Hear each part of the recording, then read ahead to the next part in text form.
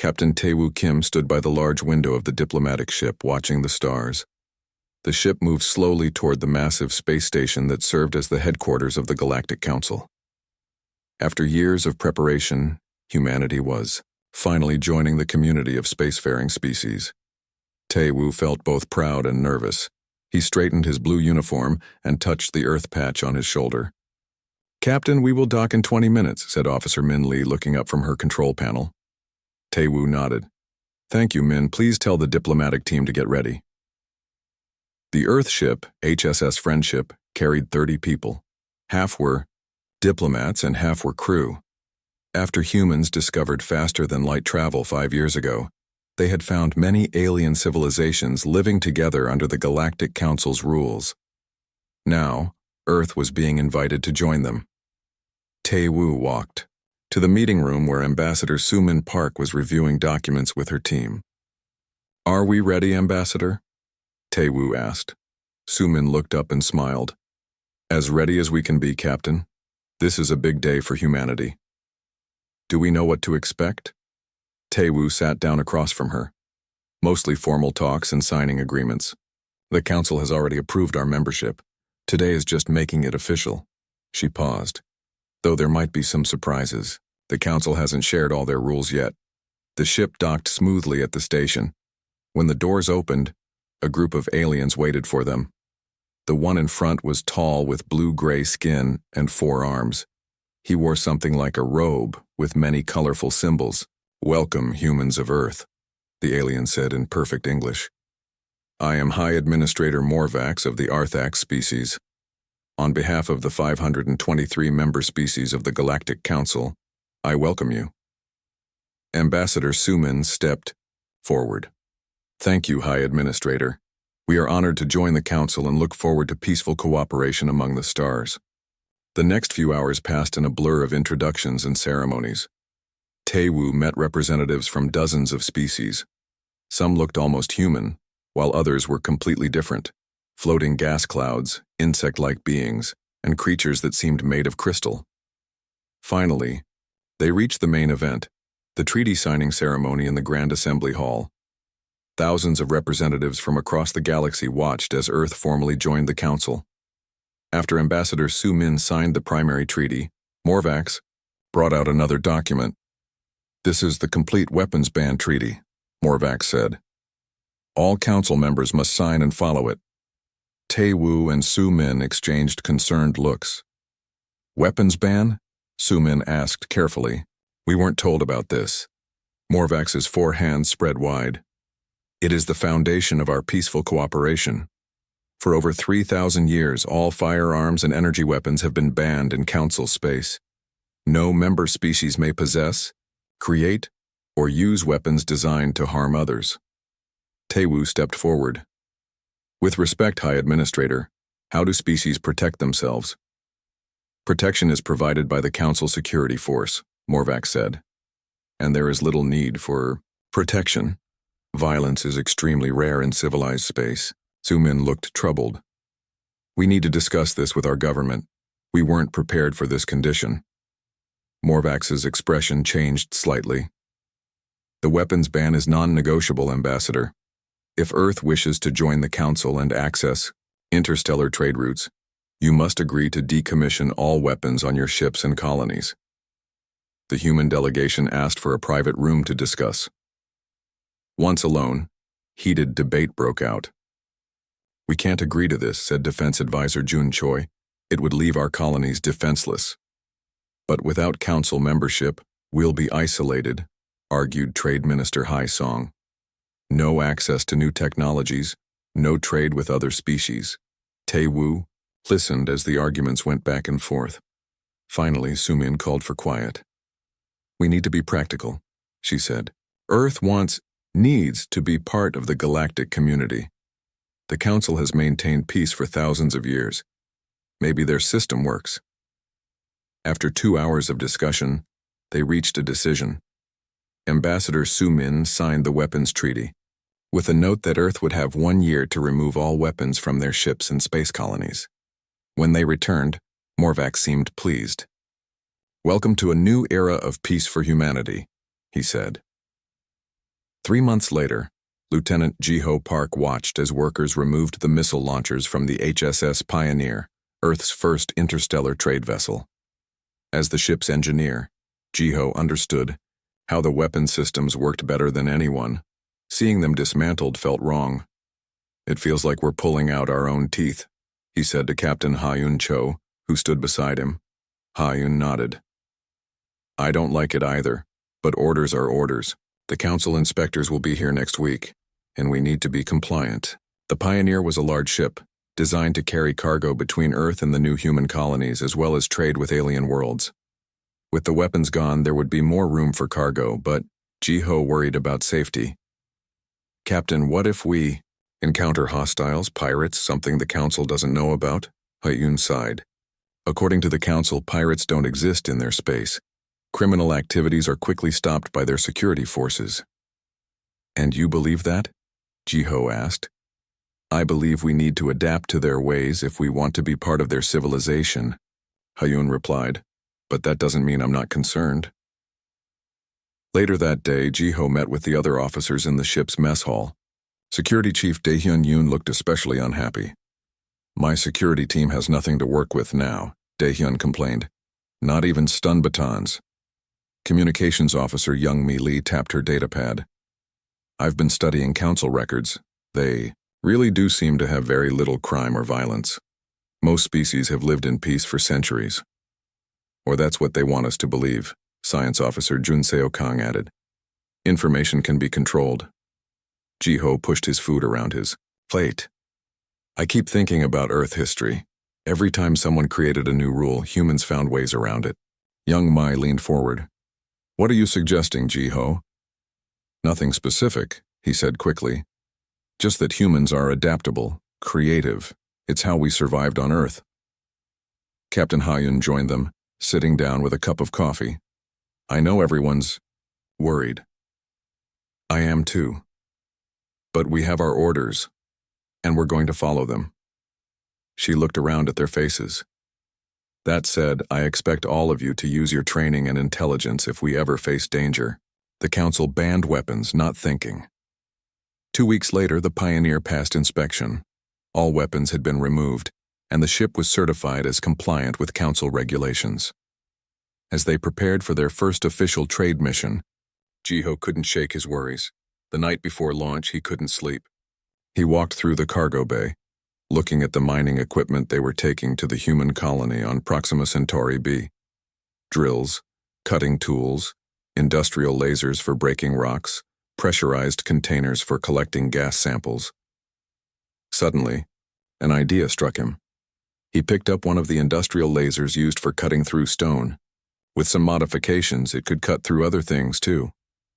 Jiho put the laser down quickly, feeling guilty for even thinking about it. But as he walked back to his quarters, he couldn't help wondering, did the council really think they could stop humans from finding ways to protect themselves? The next morning, the HSS Pioneer left Earth orbit, heading for the stars. As Jiho watched his home planet shrink behind them, he wondered what challenges awaited them in the vastness of space, and whether humans would have to get creative to survive. 6 months passed since the HSS Pioneer began its regular trade routes. The ship and its crew had visited 8 different alien worlds and 3 human colonies. Captain Ha-Yun Cho was proud of how her crew had adapted to life in the Galactic Council's territory. They had learned new customs, tried strange foods, and made many alien friends. Today, they were carrying medical supplies and farming equipment to New Sol, the newest human colony. The mood on the ship was good. After months in space, they would see other humans again. "Captain, we're on course for New Sol. We'll arrive in about 12 hours, said Navigator J. Kim from his station on the bridge. Ha-Yun nodded. "Good. Any other ships in this area?" Communications Officer Young Mi Lee checked her screens.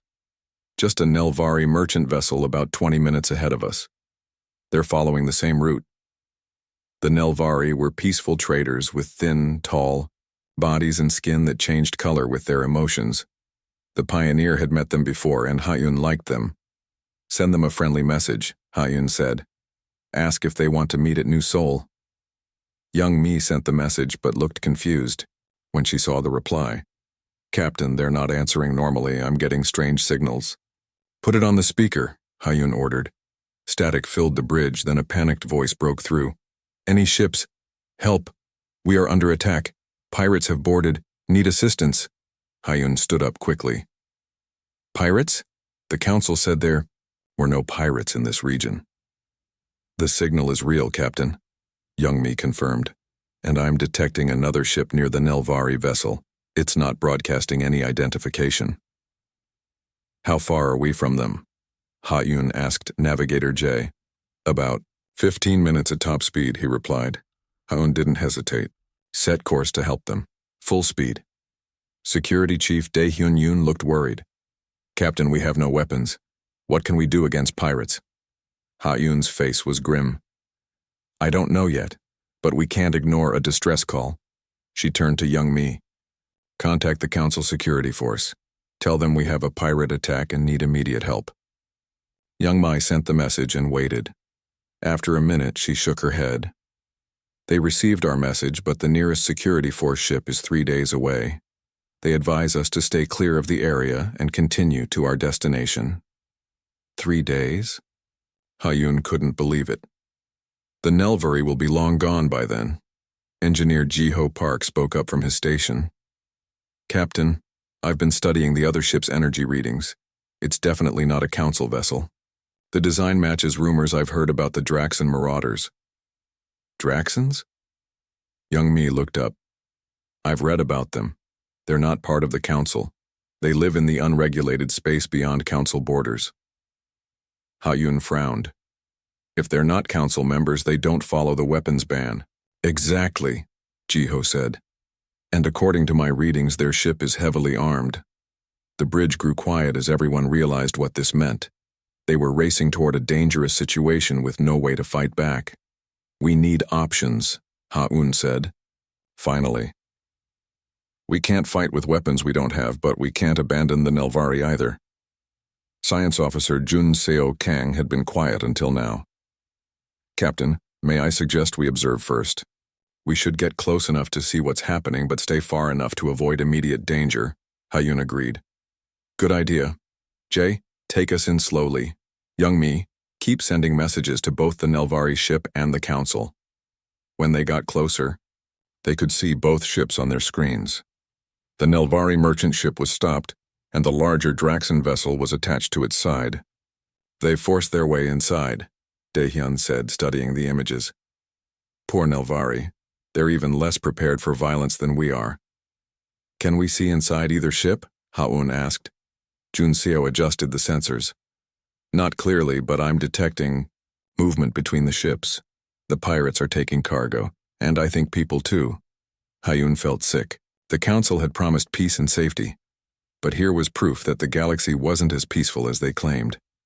And the council's response was to tell them to ignore the problem. What would happen if we just rammed the pirate ship? "Navigator," Jay asked. Ji-ho shook his head. "We'd damage ourselves as much as them, and our ship isn't built for impacts like that." Suddenly, Young Mi called out, "Captain! The pirate ship is moving away from the Nelvari vessel, and they're turning toward us." The main screen showed the Draxan ship detaching from the Nelvari merchant ship. It began moving in their direction. "They've seen us," Hyun said.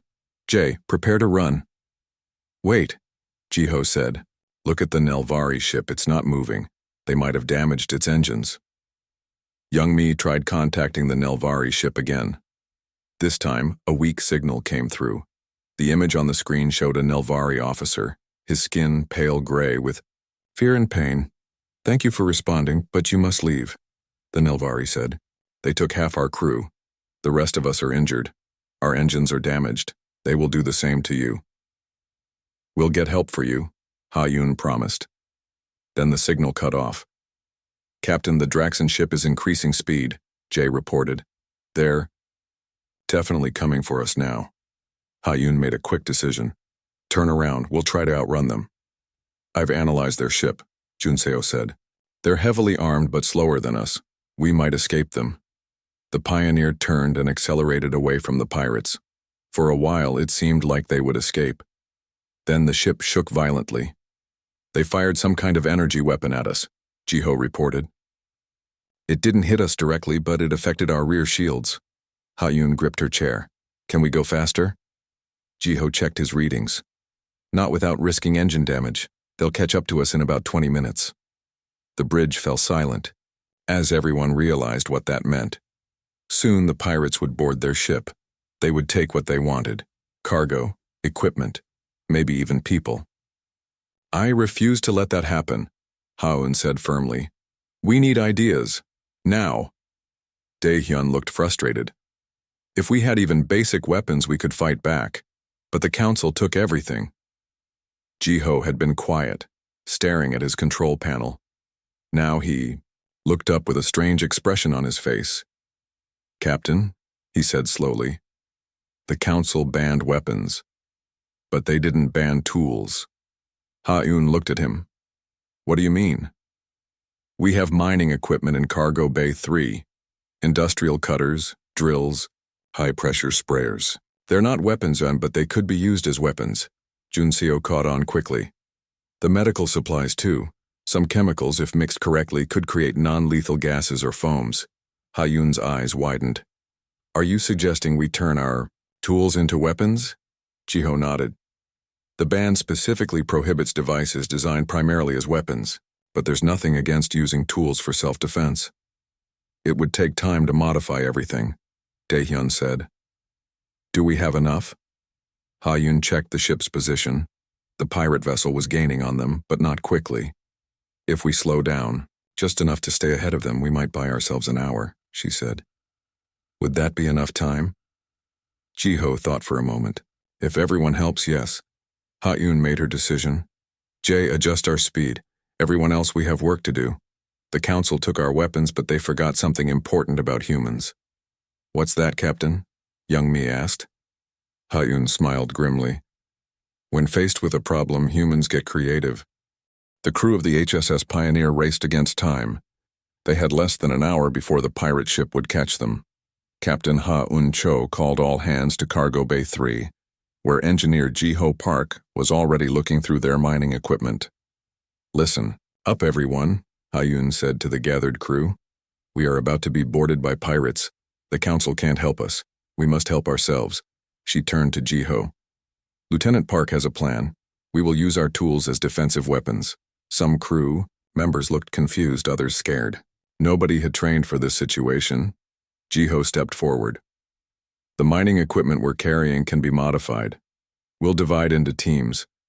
Each team will work on different tools. He pointed to large metal boxes in the corner. Team 1 will work on the industrial laser cutters. These are meant for cutting rock, but they can cut other things too. We'll adjust the beam focus to make them work at longer distances.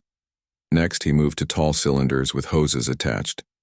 Team 2 will handle the high-pressure sprayers. We use these for cleaning mineral samples, but we can fill them with cleaning chemicals.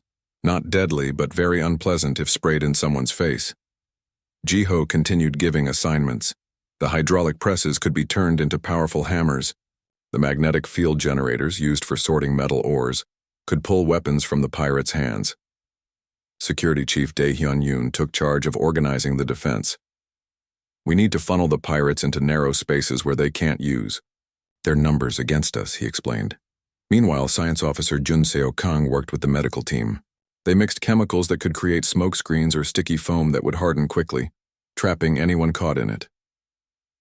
Communications Officer Young-mi Lee set up cameras throughout the ship.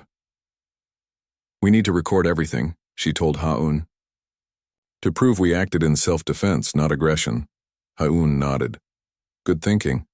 The council might not like what we're doing, but we have the right to protect ourselves. As everyone worked, Navigator J. Kim kept the ship moving just fast enough to stay ahead of the pirates. Captain, he called over the comm system, the pirate ship is gaining on us. 45 minutes until they catch up. Keep us ahead of them, as long as possible, Ha-Un replied. Then she turned to Jiho. How are we doing? Jiho wiped sweat from his forehead. We're making progress, but we need more time. I'll try to give you more time, Ha-Un said. She returned to the bridge and opened a channel to the pirate ship. Draxon vessel, this is Captain Ha-Un Cho of the Earth ship HSS Pioneer. We are a peaceful trading vessel. State your intentions. After a moment, the screen showed an alien with red, scaly skin and sharp teeth. He wore metal armor and had weapons attached to his belt. Human ship, the alien growled. I am Captain Krex of the Bloodfang. Slow down and prepare to be boarded. If you cooperate, some of you might survive. Hayun kept her face calm despite her fear. We are carrying medical supplies for a colony. Taking them would cause suffering to innocent people. The pirate captain laughed. Not my problem. You have 10 minutes to slow down, or we start firing to damage your engines. Then we'll take what we want anyway. The screen went dark. Hayun turned to Jay. How much more time can you give us? Jay checked his controls. Maybe 15 minutes if I push the engines hard. But they'll catch us eventually. Do it, Hayun ordered. Every minute counts. Down in the cargo bay, the crew was working faster now. Jiho had modified 3 laser cutters, and crew members were practicing using them. They weren't as good as real weapons, but they could keep pirates at a distance. Daehyun was teaching crew members how to use the other tools. Remember, he said, aim for arms and legs. We want to stop them, not kill them. Junseo had finished his chemical mixtures. This foam expands to 50 times its size when sprayed, he explained to his team. It will harden in seconds, trapping anyone it touches. Young Mi was setting up the last cameras when her comm device beeped. Captain, the pirates are making their final approach. 5 minutes until contact. Hayun's voice came through to everyone on the ship. All crew, get to your defensive positions. Remember your training. Today we show the galaxy that humans aren't helpless just because we don't have official weapons. The pirates' first move was to fire at the Pioneer's engines. The ship shook as energy blasts hit the rear shields. Engine power down to 70%, Jay reported. We can't outrun them anymore. All stop, Hayun ordered. Prepare for boarding. The crew felt the ship slow down. Minutes later, there was a loud clang as the pirate ship attached itself to their airlock. Hayun looked at the camera feeds on her screen.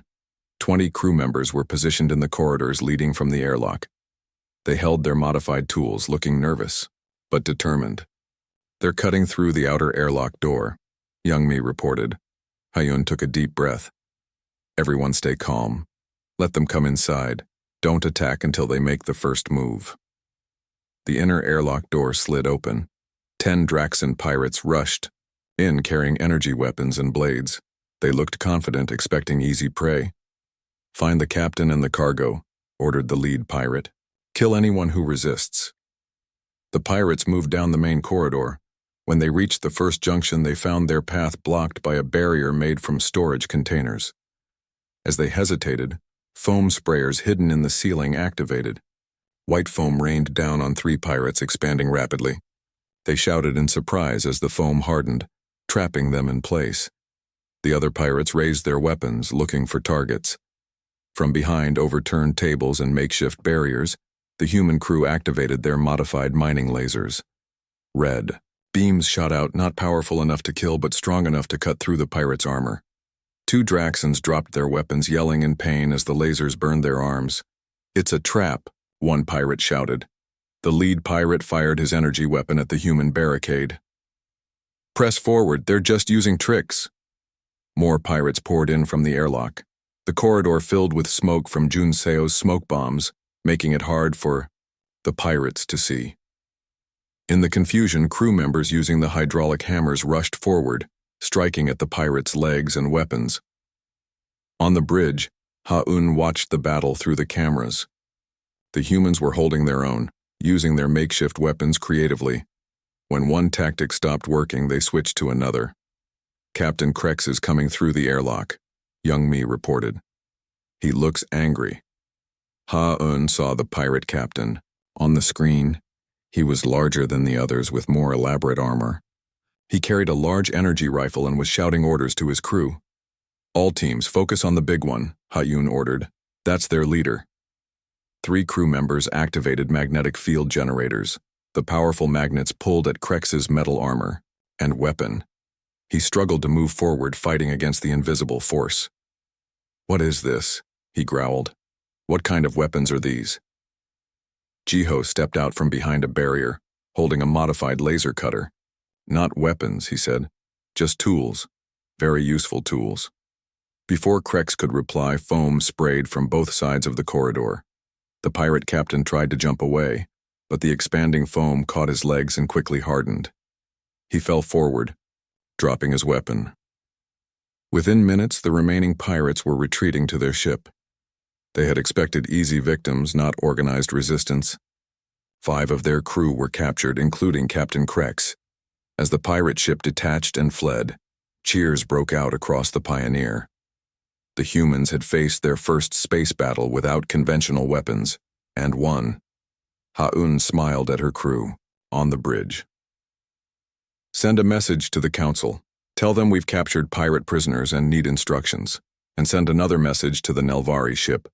Tell them we'll be there soon to help them." Jiho looked at the modified tools they had used. "Captain, do you think the council will be upset about what we did today?" Ha-Un considered this. "Probably. We found a hole in their rules, but they can't argue with results. We defended ourselves, without breaking the letter of their law." "What happens now?" Youngmi asked. "Now," Ha-Un said, "we help the Nelvari. Then we show the council that banning weapons doesn't solve the problem of violence. It just changes how creative you need to be."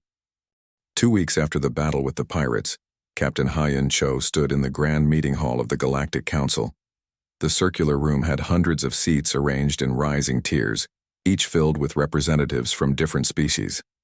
All eyes were on Ha-Un and her senior officers. At the center of the room was a large holographic display showing videos from the Pioneer's cameras. The footage showed the crew using modified mining tools against the Draxan pirates. Many council members watched with shocked expressions. High Administrator Morvac stood on a raised platform. His blue-gray skin looked darker than usual, which Ha-Un had learned was a sign of anger in his species. "Captain Cho," Morvac said, his voice echoing in the hall, "you are accused of violating the spirit of the Complete Weapons Ban Treaty. How? Do you respond?" Behind Ha-Un stood Lieutenant Jiho Park, Security Chief Dae-hyun Yoon, and Communications Officer Youngmi Lee. They had all been called to this hearing, along with Earth Ambassador Sumin Park, who sat nearby. Ha-Un stepped forward, her head high. "We did not violate the treaty. We used tools, not weapons, to defend ourselves and the Nelvari ship from pirates who were not bound by your laws." Murmurs spread through the hall. A tall, thin alien with pink skin stood up. "These tools were clearly used as weapons. This is a dangerous twisting of our laws." Ambassador Sumin rose to her feet. "With respect, Counselor, the treaty specifically bans devices designed primarily as weapons. Mining lasers, hydraulic presses, and chemical sprayers are not primarily designed as weapons.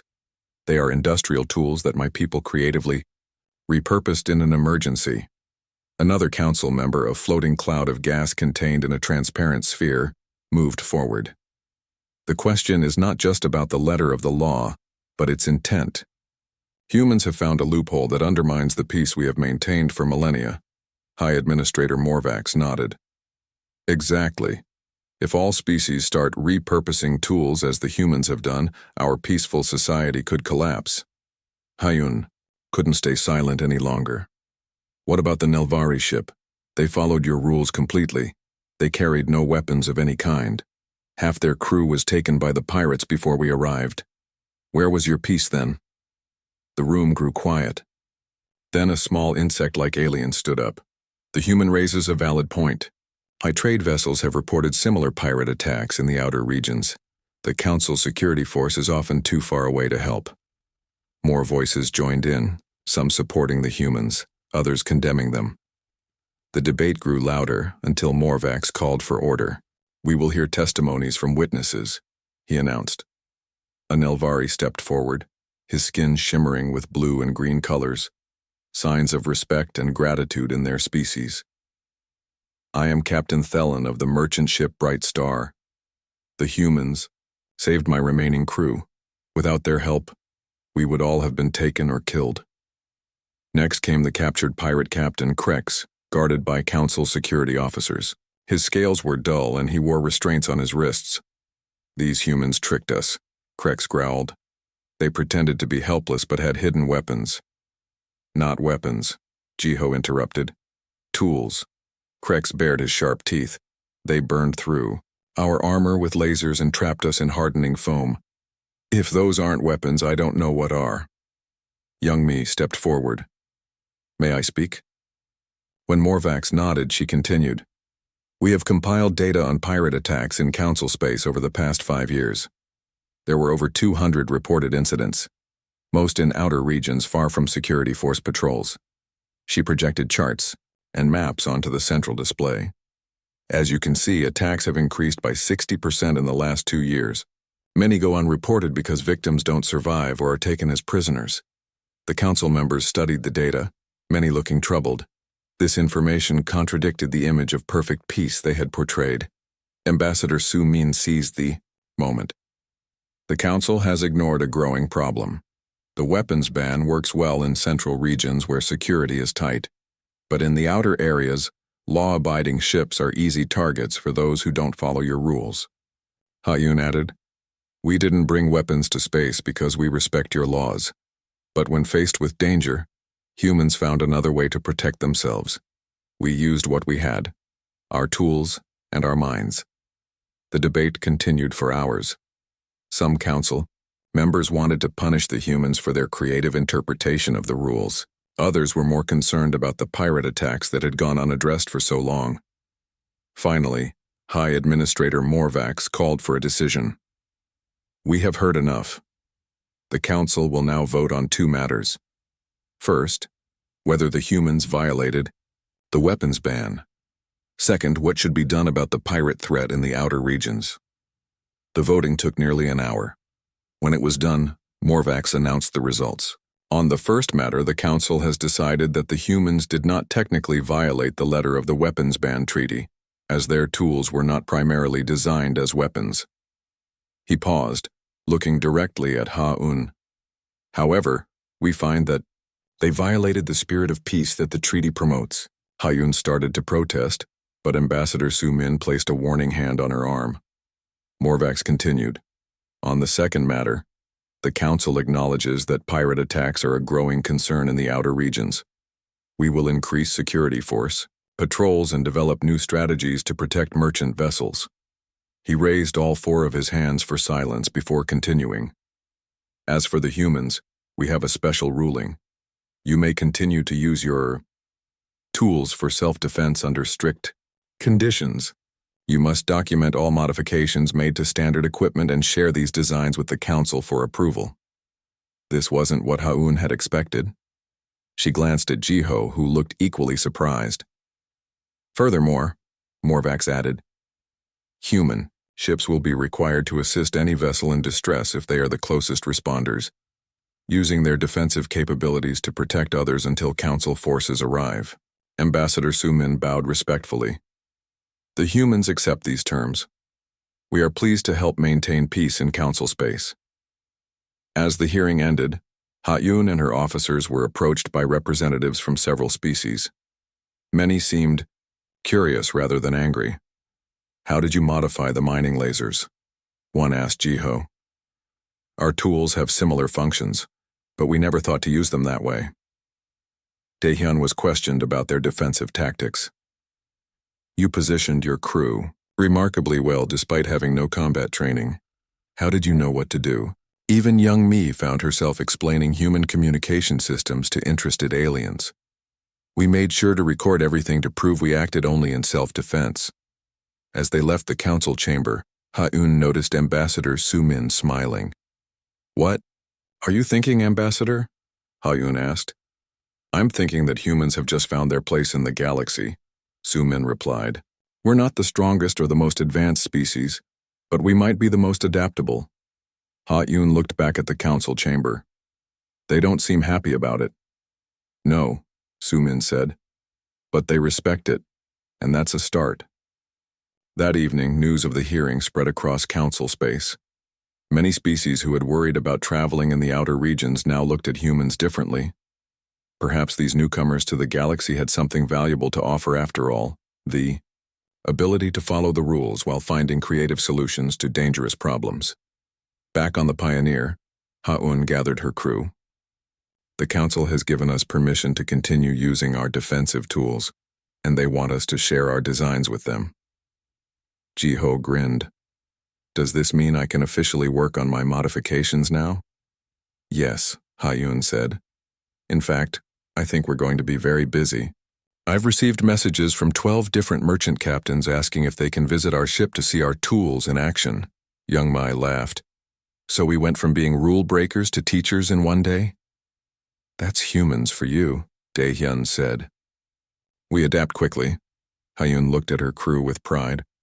The galaxy is still a dangerous place, but now, thanks to human creativity, it might become a little safer. 2 years passed since the Pioneers' encounter with the Draxan pirates. Much had changed in the galaxy during that time. Captain Ha-Yun Cho, now Admiral Cho, stood at the window of her new office on Earth's orbital command station. Below her, Earth shone blue and green, while above, dozens of ships moved in and out of the busy spaceport. Admiral, your next appointment is here, said her assistant. Ha-Yun turned from the window. Send them in. The door opened, and a group of alien visitors entered. They were Krellin traders, a species with 4 eyes and gray skin. Ha-Yun recognized their leader, Captain Zoltar, whom she had met once before. Welcome to Earth, Ha-Yun said. I hope your journey was peaceful. Very peaceful, Zoltar replied. We passed 3 human patrol ships on our way here. Pirates don't attack routes with human ships anymore. Ha-Yun smiled.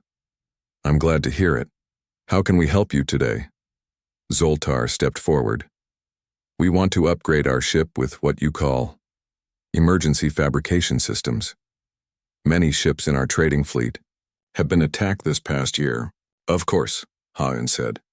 We have training programs for that now. Lieutenant Park can help you. Ji-ho Park, recently promoted but still preferring to be called by his old rank, entered the room. In the past 2 years, he had become famous throughout Council space as the engineer who first turned mining tools into defensive weapons. Captain Zoltar, Ji-ho greeted the alien. I've studied the design of your ships. We can install standard fabrication bays that will work with your systems. And will you teach us how to use them? Zoltar asked. That's part of the package, Ji-ho explained. Your crew will attend our training academy for 2 weeks to learn creative resource application in crisis situations. Ha-Yun smiled at the carefully chosen name. Humans had become experts at avoiding terms like weapons or combat, while teaching exactly those things. After Ji-ho left with the Krellins, Ha-Yun's communication screen lit up. Ambassador Sumin Park's face appeared. Admiral Cho, how are you? Sumin asked. She now served as Earth's senior representative on the Galactic Council. Busy, as always, Ha-Un replied. How are things at the council? Sumin's expression became serious. The usual debates. Some older members still complain about the human influence on galactic security. But after the Nelvari Trade Alliance formally requested human protection for all their ships last month, even the critics had to admit our approach is working. Over the past 2 years, humans had established themselves as protectors in the galaxy. Ships designed by humans were now the most popular in council space. Every month, more alien crews came to Earth for training in what humans carefully called emergency response techniques. Any word on the latest pirate activity? Ha-Yun asked. Down another 15% in the outer quadrants, Sumin reported. It seems pirates avoid areas where ships might have human-style defenses. They can't tell which ones do and which ones don't, so they're being more cautious everywhere. After the call ended, Ha-Un checked her schedule. She had one more meeting before lunch, with Young-Mi Lee, who now led Earth's diplomatic communications. Team Young-Mi arrived promptly, carrying her datapad. Admiral, I have the latest numbers on our training programs. Let's hear them, Ha-Un said, gesturing for Young-Mi to sit. In the past month, we've trained crews from 27 different species. The waiting list for our academy is now 6 months long. Young-Mi smiled. And the Council Security Force has asked if they can send officers to learn our methods. Ha-Un raised her eyebrows. The same security force that was so angry with us 2 years ago? The very same, Young-Mi confirmed. They've realized that ships with our systems report fewer attacks and suffer less damage when they are attacked. Later that day, Ha-un visited Earth's Spaceflight Academy, where Dae-hyun Yoon now served as head instructor. She watched from the back as he taught a class filled with both humans and aliens. Remember, Dae-hyun was saying, in an emergency, consider every tool available to you.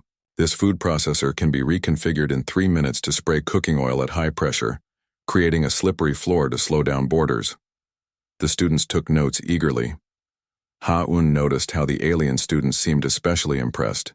They had lived under the weapons ban for so long that they had never developed this kind of creative thinking. After the class, Dae-hyun joined Ha-un in the hallway. Your students seem enthusiastic, she observed.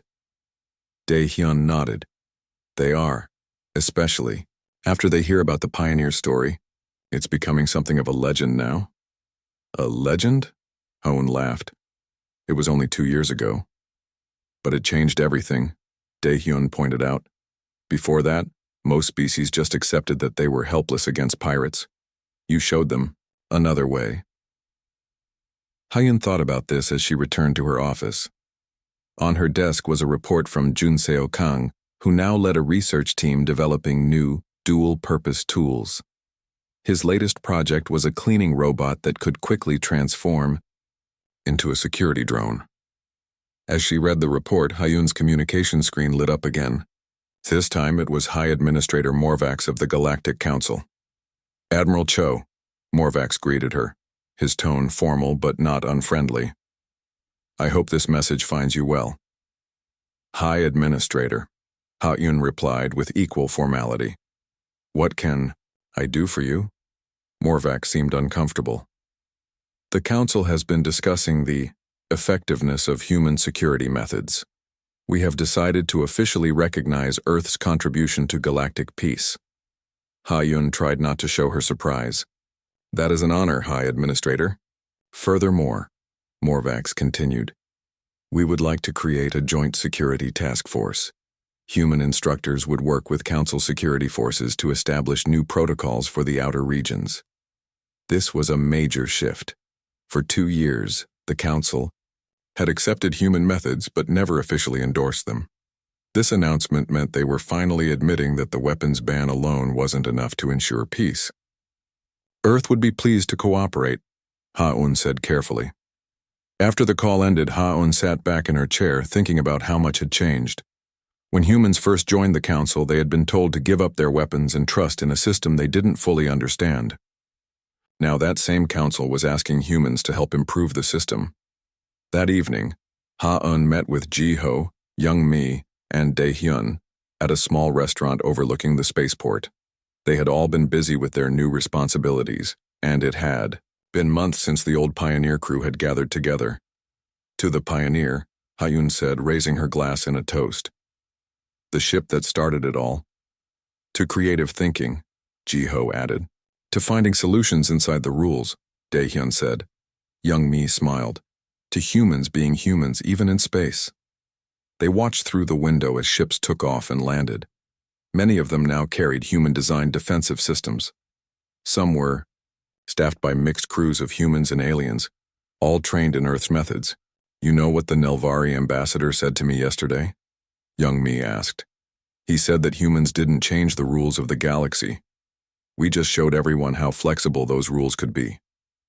Is that a compliment or a complaint? Dae-hyun wondered.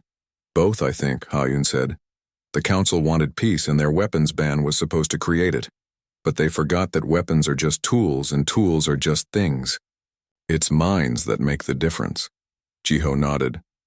And human minds are very good at working with what they have. As night fell over the spaceport, more ships rose toward the stars. Each carried a little piece of human creativity into the galaxy. The Council had banned firearms in space, thinking it would make everyone safe. Instead, it had created the perfect opportunity for humans to show their greatest strength, the ability to adapt, to innovate, and to find solutions where others saw only problems. In the vastness of space, that turned out to be the most powerful weapon of all.